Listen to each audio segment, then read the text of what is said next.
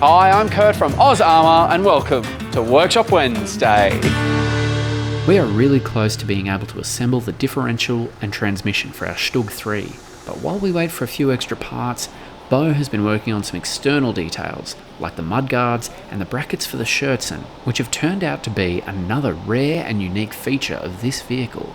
So StuGs usually have a one large panel for their shirtsen plates. It's mounted by these triangular shaped brackets which are bolted onto the mudguards and also to the side of the superstructure. They've got a few different positions for the different types of tracks that the Germans use. So your standard size track, Ostketten and then Winterketten. So you could space the shirtsen away so it didn't interfere with the track. So we found that with the final production StuGs, they actually had a very unique type of shirtsen. You've got one half on top of the shirtsen, which is just the size of the superstructure, and this plate is square from here back to this bracket here, and there's just two plates, 6mm plates here, and then you've got one that attaches to brackets which are bolted onto the mudguards, and they're bolted to a channel frame which is adjustable for the different track widths. You don't have to lift them and change the position. You can simply undo bolts and slide them out. The side shields also only had one point where they attached, and it's actually a pivot point. And as you went downhill or uphill, the shield would actually follow the angle that the tank was on. Yet again, we want to thank Adam Mann and Evan McCallum for helping us with information on this incredible detail. These guys even provided us with the original design schematics. Now we head into the museum to get some measurements for the next part Beau needs to make, the remote control MG34 gun shield. Our Hetzer is going to help a lot with making this piece, but we have to be careful, as the designs are actually slightly different between the two vehicles. The StuG shield differs from the Hetzer shield quite a lot. The curves are different, and one of the sides on the Hetzer has actually got a tapered rear on the plate, whereas the StuG is both vertical. The main sort of shape stays the same. The shield that we're making now isn't original, but we'll definitely put an original shield on there if we can find them. So first I'll start with trying to figure out where the holes are going to be. There's a radius at the front, and I've left the plates a little bit long so that I can cut them back to the perfect size. It's going to be tricky to try and figure out where the radius ends. So I've got to figure out from the back of the shield to where the holes are, and then start bending it from that location. So there's a bit of mass involved in it. There's going to be a bit of back and forth, but I reckon we'll get it. They're extremely rare, eh? There's like 2 exhibits in the world or something with an original setup. 2 halves to the shield, so you've got your right and left hand side, and they're at different angles, completely different angles. One side of the shield is almost at a 90-degree angle to the base, whereas this side here is actually a lot less of an angle. So you've got one shield that's almost straight and one that's kicked out. I've already made all of the base plate, except we haven't made it work like this one. I do have the trigger in place. Basically all we need to do is get some wire that's inside a sheath and crimp that on, and then we could operate the replica gun. But I don't have any of the internals set up like this here. There's a lot going on. It's extremely hard to try and replicate. I can't measure from the front, I have to measure from the back, and what I'm going to do is go from this point, the longest point, and this one here, there's no taper on it, so we'll just go from here forward. Got to figure out where the holes are. That's the most important thing. And shield lengths should be the same.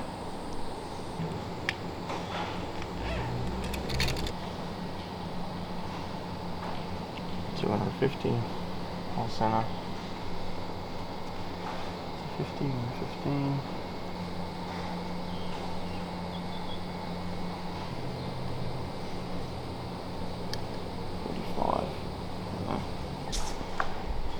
Right, to the workshop. To the workshop, yes.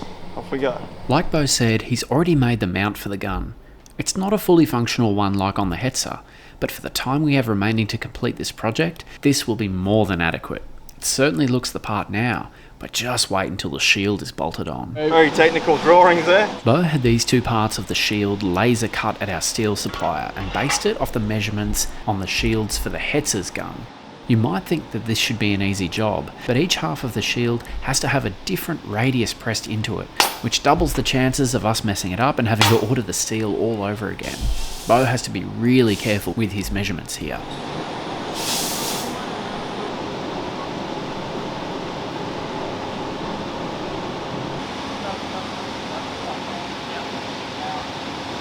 Right, if I mark this radius right now, it's going to change after we've pressed it unless I bevel the cut. So what we'll do is we'll just press the radius into this and then we can cut it out later on. How are we going to press the radius?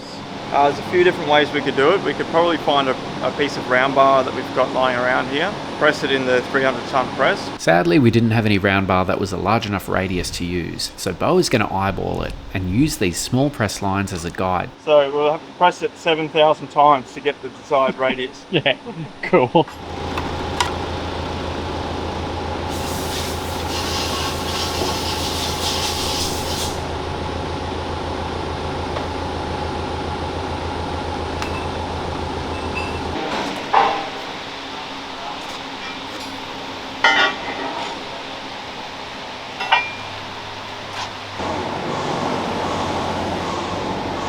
You'll see Beau doing this quite a bit throughout this process. As long as the shield half is square with the die, the radius that gets pressed into it should be nice and square as well.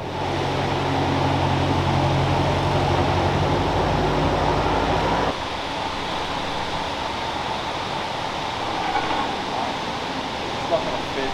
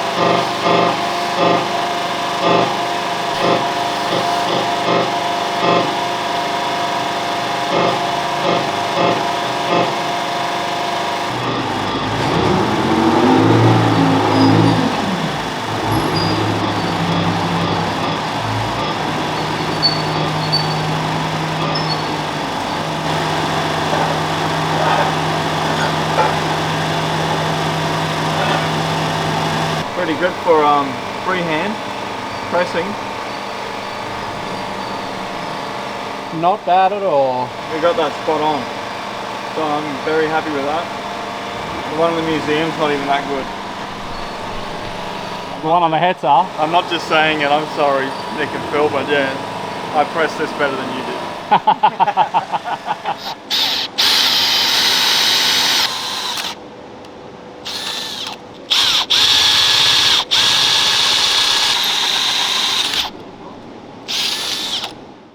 Some versions of this shield have a cutout radius on the lower front.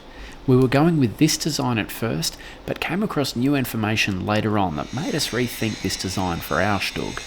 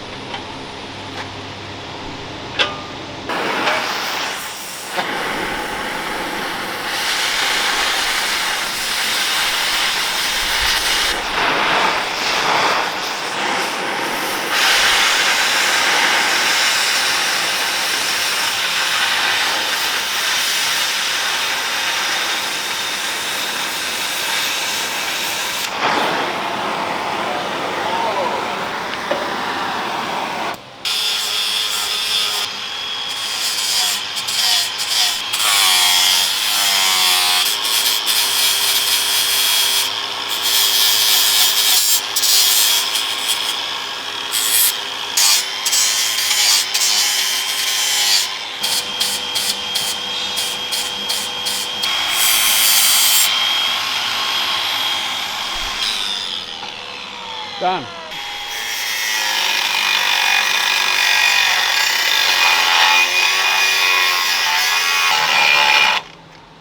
Nice.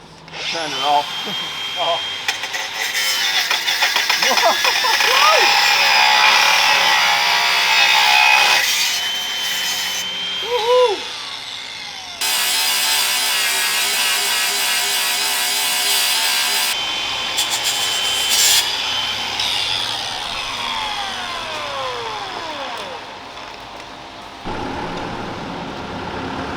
Looking good. Now on to the next one. 250, 190.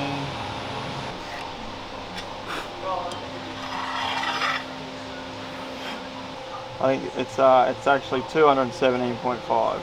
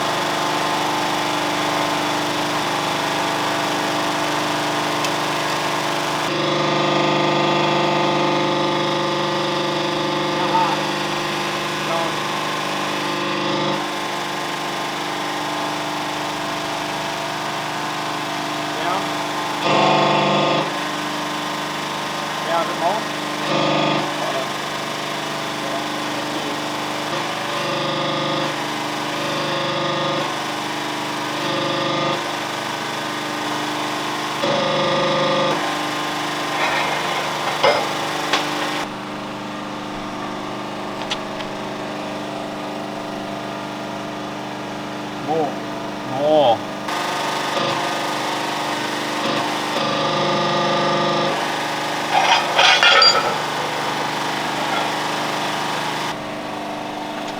Whoop.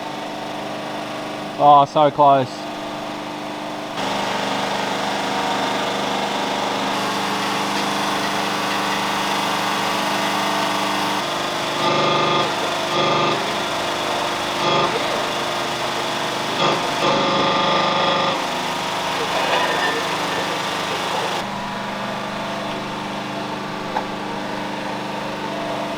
A little bit more.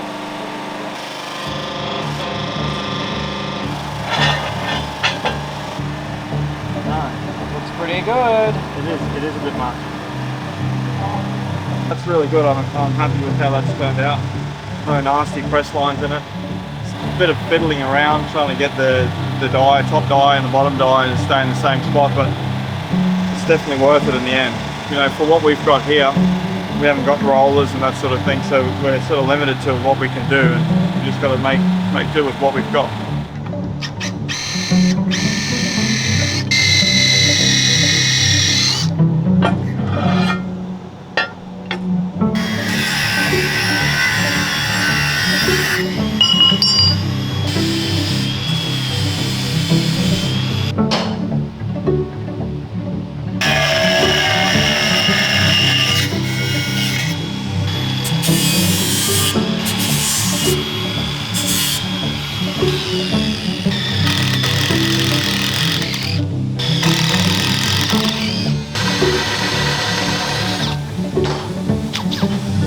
bullet hole.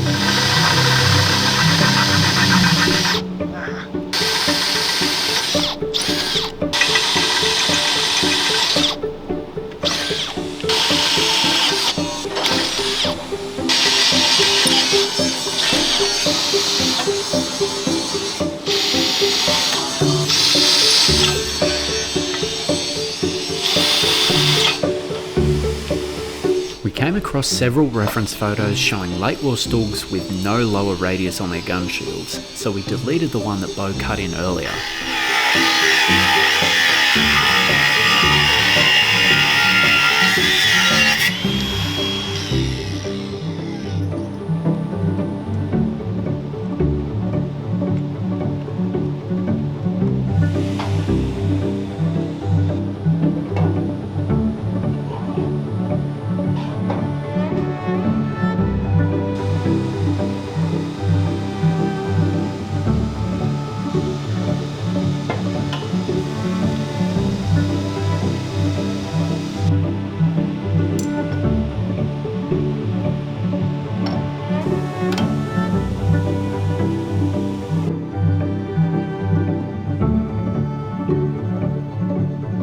That's all we have time for today. Join us next Wednesday for your weekly tank restoration fix. So until then, I'm Kurt from Armour, and I'll see you on the next one.